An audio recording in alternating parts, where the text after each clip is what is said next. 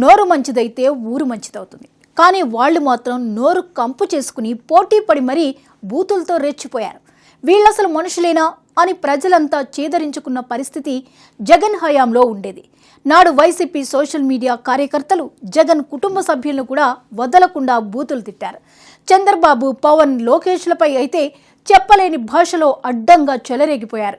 కూటమి ప్రభుత్వం వచ్చిన తొలి నాళ్లలో బూతురాయిళ్లను కటకటాల వెనక్కు నెట్టింది. మధ్యలో కొన్నాళ్లు గ్యాప్ వచ్చింది. తాజాగా వైసీపీ సోషల్ మీడియాలో కీలకంగా వ్యవహరిస్తున్న పూడి శ్రీహరి అరెస్ట్తో మళ్లీ వేట మొదలైనట్లేనా?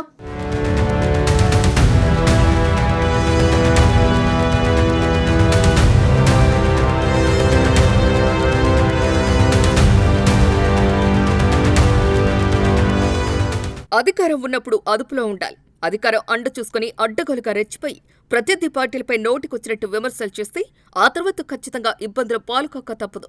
చంద్రబాబు, పవన్ కళ్యాణ్, లోకేష్లపై దారుణమైన పోస్టులు సోషల్ మీడియాలో పెట్టారు వైసీపీ సోషల్ మీడియా కార్యకర్తలు. పవన్ కళ్యాణ్ పెళ్లిళ్లపై, లోకేష్ పుట్టుకపై, చంద్రబాబుపై ఇలా కూటమి పెద్దలందరినీ ఎంత దారుణంగా తిట్టించారో ప్రత్యేకించి చెప్పక్కర్లేదు. చెప్పటానికి, రాయటానికి వీలులేని భాషలో దారుణాతి దారుణంగా కూటమి పార్టీలకు చెందిన నాయకులను, వారి కుటుంబ సభ్యులను దూషిస్తూ వచ్చారు. జగన్ అండ చూసుకుని చెలరేగిపోయారు. రాజకీయ పార్టీలకు సోషల్ మీడియా టీంలో ఉండటం సహజం. కానీ వైసీపీ సోషల్ మీడియా టీం మాత్రం ప్రత్యేకం. నోటికి వచ్చిన బూతులు మాట్లాడటంలో వాళ్లకు మించిన వారే లేరు. జగన్ సీఎంగా ఉండి నా వెంట్రుక కూడా పీకలేరు అనే పదాలు వాడటం, అలాగే కొడాలి నాని లాంటివారు ప్రతిరోజు చండాలంగా తిట్టనిదే నిద్రపోలేదు. చంద్రబాబుని సైతం అరే ఒరే అంటూ అడ్డగోలుగా రెచ్చిపోయారు. జగన్ మొదలుకొని వైసీపీ సోషల్ మీడియా టీం వరకు బూతులే సిగ్గుపడి చచ్చేంత బూతులు మాట్లాడారు.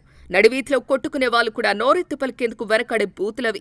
అంతలా సోషల్ మీడియాలో చెలరేగిపోయారు వైసీపీ శ్రేణులు. రాజకీయంగా విమర్శలు తప్పు కాదు, కానీ వ్యక్తిగతంగా దూషించడం, కుటుంబ సభ్యులపై జుగుప్స కలిగేలా పోస్టులు పెట్టడం వైసీపీ సోషల్ మీడియా కార్యకర్తలకే చెల్లిందన్న విమర్శలు పెద్ద ఎత్తున వినిపించాయి. కూటమి సర్కారు వచ్చిన తొలినాళ్లలో బూతులు తిట్టిన వైసీపీ సోషల్ మీడియా కార్యకర్తలను అరెస్ట్ చేసింది. మధ్యలో కాస్త గ్యాప్ వచ్చింది. తాజాగా శ్రీహరి అరెస్టుతో మళ్లీ వేట మొదలైందా అన్న చర్చ జరుగుతోంది.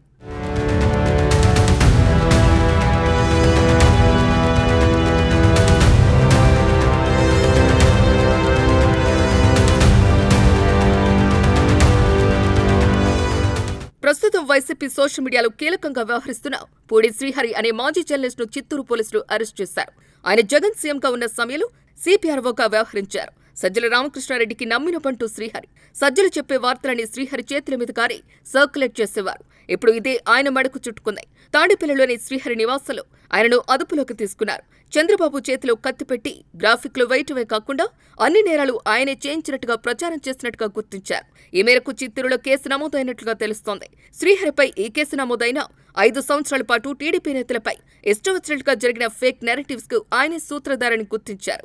చంద్రబాబును అరెస్ట్ చేసినప్పుడు, రామోజీరావును ప్రశ్నించినప్పుడు లీక్ అయిన ఫోటోలు, వీడియోలు ఆయన ఫోన్, ల్యాప్టాప్ల నుంచి బయటకొచ్చాయని అంటున్నారు. అయితే అవేవి ఆయన సొంతంగా చేసినవి కావని, కేవలం సజ్జలు చెప్పినట్లు చేశారని అంటున్నారు. అయితే తాడేపల్లిలో శ్రీహరిని అరెస్ట్ చేసిన తర్వాత ఫోన్, ల్యాప్టాప్ను పోలీసులు స్వాధీనం చేసుకున్నారు. అందులో విషయాలను బయటకు తీస్తే సంచలన విషయాలు వెలుగులోకి వచ్చే అవకాశం ఉందని అంటున్నారు. శ్రీహరి అరెస్టుతో బూతులు తిట్టిన వైసీపీ సోషల్ మీడియా కార్యకర్తల్లో వణుకు మొదలైనట్టు తెలుస్తోంది.